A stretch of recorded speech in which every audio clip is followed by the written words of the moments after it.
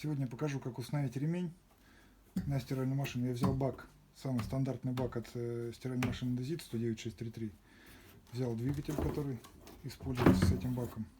И, соответственно, ремни. Ремни Hutchison, они идут сейчас в качестве штатных. Ремни изначально достаточно тяжело натягиваются.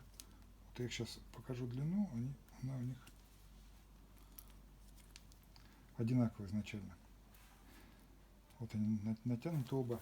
Сейчас я поставлю на стиральную машину один из ремней, и через некоторое время он чуть растянется. Обращаю внимание, что ремень зачастую доходит вот только до середины, бывает даже чуть-чуть меньше доходит. Но они очень эластичные, поэтому через 1-2 минуты они растянутся. Вот я поставил ремень. Норматив по степени натяжения у стиральных машин, это когда поворачивается вот так и дальше уже поворачивается с трудом. То есть вот на 3/4 оборота. Сейчас 1 минуту мы подождем, и я сравню на ручках растяжение ремня. Это сделано специально, они вот такие немножко короткие, для того, чтобы компенсировать вот это вот растяжение, которое до нужной точки.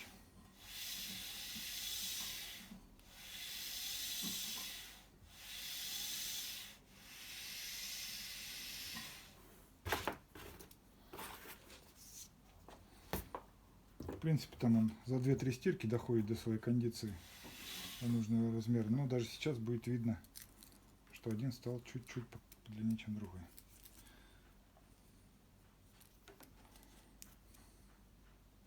Вот этот ремень, вот этот натянут, а вот этот он уже более слабенький, более нежный.